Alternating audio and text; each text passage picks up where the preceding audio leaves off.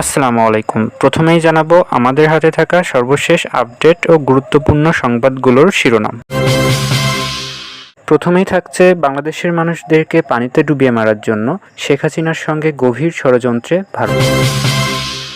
এদিকে ফারাক্কা বাঁধের বিপরীতে বাংলাদেশের অংশে ভারতের চেয়েও শক্তিশালী বাঁধ নির্মাণের পরিকল্পনায় বাংলাদেশ। ইউরোপ ও আমেরিকা থেকে ইঞ্জিনিয়ার আনার হুমকি দিল জার্মান প্রবাসী হাবিব।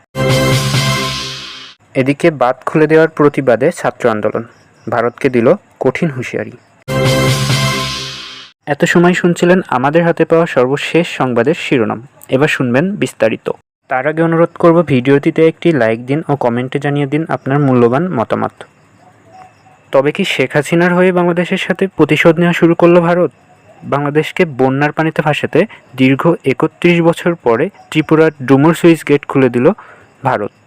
মধ্যরাতেই নোয়াখালী, ফেনীসহ দেশের ৮টি জেলা পানির নিচে।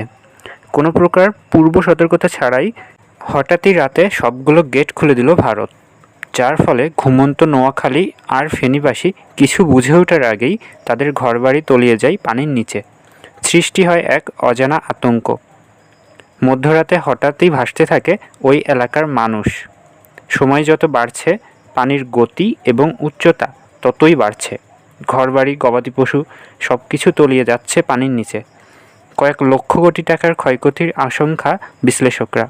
এদিকে বাঁধের বিপরীতে বাঁধ নির্মাণের কঠিন হুঁশিয়ারি দিল জার্মান প্রবাসী হাবিব।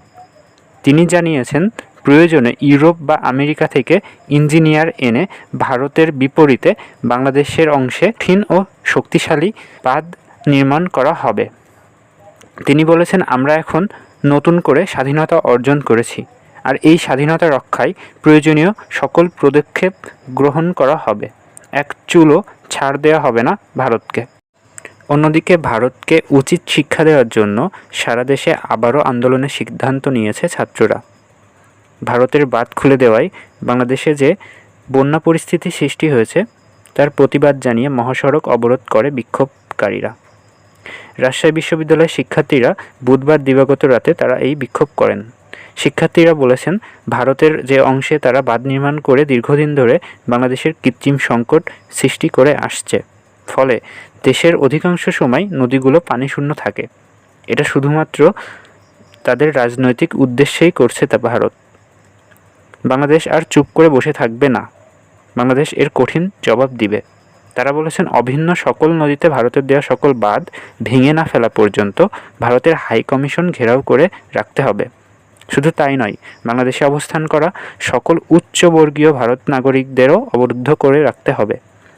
জ্বলতে জ্বলতে আমরা কয়লা হয়েছি, আর জ্বলার অবশিষ্ট কিছু নাই। আজ এই পর্যন্তই। সবাই ভালো থাকুন, সুস্থ থাকুন। আর ভিডিওটি ভালো লাগলে এবং গুরুত্বপূর্ণ সকল নিউজ সবার আগে পাওয়ার জন্য চ্যানেলটিকে সাবস্ক্রাইব করুন।